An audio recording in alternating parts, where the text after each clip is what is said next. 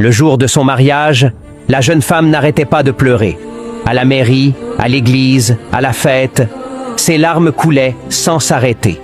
Certains pensaient que c'était juste l'émotion. D'autres se demandaient s'il y avait un problème.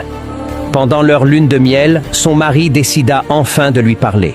« Chérie, j'ai vu tes larmes à chaque étape de notre mariage. Dis-moi, est-ce qu'il y a quelque chose qui ne va pas ?» La jeune femme baissa les yeux, puis répondit « Mon amour, tu ne peux pas comprendre l'intensité de ce que j'ai ressenti ce jour-là. J'ai été brisée trop de fois.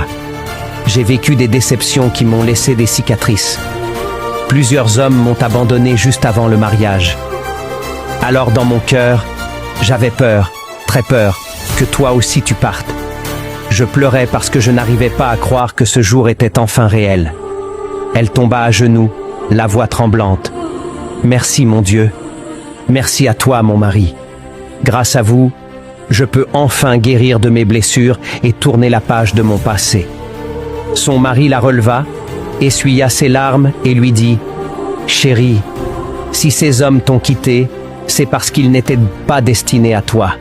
Si tout avait marché avec eux, je ne t'aurais jamais rencontré. Et honnêtement, je remercie Dieu que rien n'ait fonctionné avant, parce qu'il t'a gardé pour moi.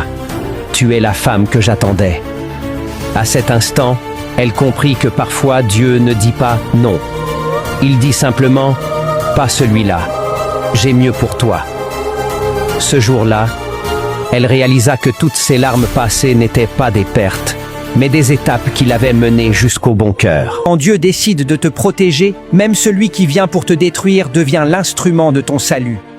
Un jour, un voleur se cacha dans le plafond d'une grande maison avec l'intention de voler pendant la nuit.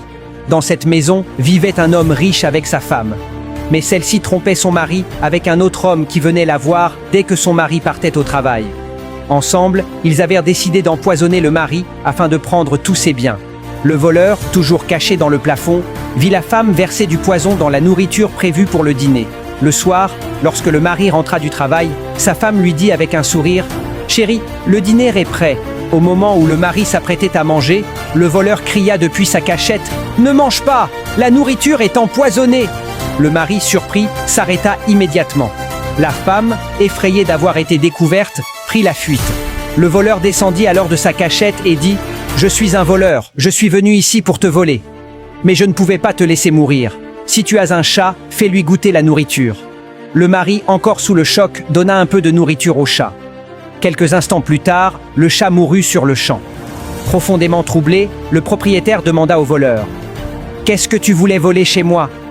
Le voleur répondit « La télévision et des pièces de ta voiture. » Alors le propriétaire dit « Prends la télévision. Voici aussi les clés de la voiture. Je t'offre même une maison. Car Dieu t'a utilisé pour sauver ma vie. Je ne te considère plus comme un voleur, mais comme un ami. » Morale. Quand Dieu est avec toi, même ceux qui te veulent du mal finissent par t'aider sans s'en rendre compte.